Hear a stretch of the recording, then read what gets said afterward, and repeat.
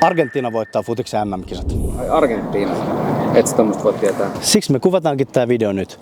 Ihan vaan, et sä uskoisit. Me ollaan nyt tekemässä se aikamatkustus. Sä oot hinkunut tätä monta viikkoa, niin nyt mä näytän sulle, miten tää tapahtuu. Sä oot tässä ollut nyt pokeriammattilainen ja vedonlyöntiammattilainen. Nytkö sä oot sit ennustaja, medio. Sulla on varmaan joku hotline, mihin voi soittaa. Mä oon käynyt tulevaisuudessa, sä kehtaat olla skeptinen. Siis kun tässä ei ole kyse mistään ennustamisesta, vaan enemmän niinku aikamatkustamisesta. Siis mä oon käynyt ensi kesässä. Ai kesässä 26. No kyllä, ja kysy vaikka jotain. No mikä maa voittaa futiksen MM-kisat? No just mä tuon sulle kerran. Siis messi tulee olemaan ihan vitun liekeissä. Eikö se ole ihan menneen talven lumia? No ei todellakaan, vittu dominoi koko saatanan kisa. Näet sitten. niin, sä tiedät. Joo. Alkulohko oli helppo, jatkokaavio oli suotuisa.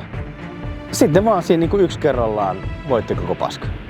Taktikamentte, teknikamentte. Ne oli vaan yksinkertaisesti kisojen paras jengi. Coachi hois. Coachi hois. Niin, että miten tämä aikamatkustus nyt sitten käytännössä toimii? On olemassa tämmöisiä aikaikkunoita, joiden sisällä tämä aikamatkustaminen metrossa on mahdollista toteuttaa. Länteenpäin päästään tulevaisuuteen ja itäänpäin mennään menneisyyteen, eli ajasta taaksepäin. Tämmöinen aikaikkuna oli viimeksi muutama päivä sitten, jolloin mä kävin ensi kesässä, ja se tulee olemaan myös tänään, jolloin mä nyt tälleen demonstraatiomaisesti vien meidät 1 tunnin ajassa taaksepäin. Tänään me lähdetään tuosta Rautatietorilta 2 pysäkkiä itään, eli Helsingin yliopisto ja Hakaniemessä noustaan pois. Niin tässä ajassa me ollaan matkustettu tunti taaksepäin.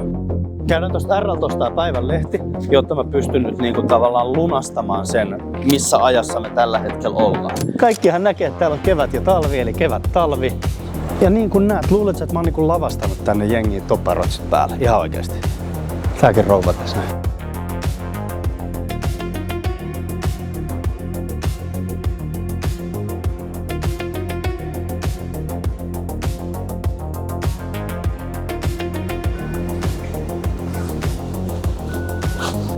Näitä rakkuja.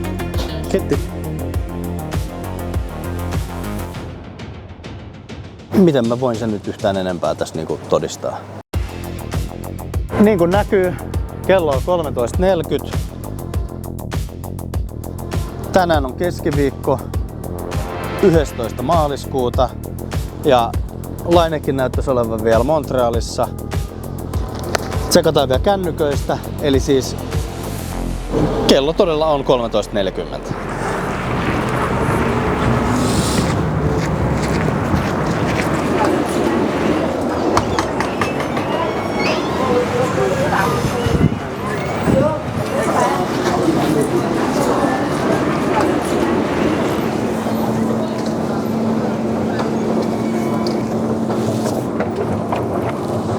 Rautatien torilta 2 pysäkkiä itään. Eka tulee Helsingin yliopisto ja toinen on Hakaniemi. 2 pysäkkiä, niin se on 1 tunnin aika menneisyyteen, mikä me nyt tässä mennään. No miksi me mennä sinne kesään? No ei me nyt mikään Espooseen lähetä, sitä paitsi tää nyt on demonstraatio. Näet hakiksessa sitten.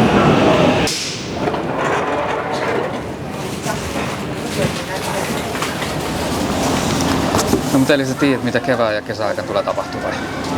No en mä nyt ihan kaikkea tiedä. No mut miten pörssikurssit, paljon bitcoinin arvoa? Katsotaan. Vähän vajaa 60 tonnia euroissa. Niin, mutta ei siis nyt vaan heinäkuussa. No heinäkuussa ne tulee oleen... laskee vähän. Ei nyt romahda, mutta 50 tonnia vähän päällä. No joo. No mitä muuta tulee tapahtumaan? Niin jotain semmoista, mikä sua kiinnostaisi. Niin. GTA:sta tulee 3. traileri. Ihan vittu siisti. Oho. Ihan vittu makea. Siinä esitellään niinku pelin sisäinen AI. What? Joo. Okei. No mites Euroviisut? Bulgaria voittaa Euroviisut. Bangaranga. No entä Linda ja Pete? Ei pärjää. Top 10, mutta ei pärjää. Mutta ne esiintyy Leijonien kultajuhlissa. Tää? Ai Leijonat voittaa. No kerro lisää niistä futiskisoista. No ei ole rollenkisat. Hollandin otsikoissa. Tulee filmaamisesta punainen. Filmaamisesta punainen. Joo. Filmaamisesta punainen, sehän on ihan perus. Niin just. Ihan Ja just. Joo. Kroatia tippuu hiuksen hienosti.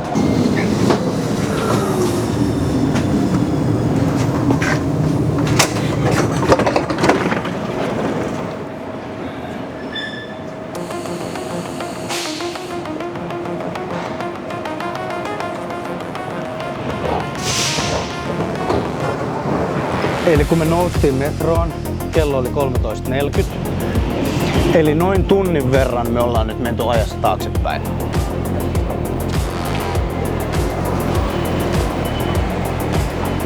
Ja nyt kun mä noustaan tänne Hakaniemeen, niin kello on noin 12.40. Ja tuolla katolla on kello, mistä me nähdään oikea aika.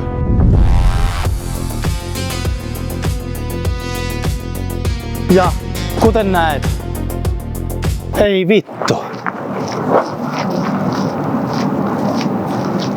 Turha tätä enää kuvaa, ei tää onnistunut. Mä en uskonut alun perikään, että tää on. Turha tätä enää kuvaa.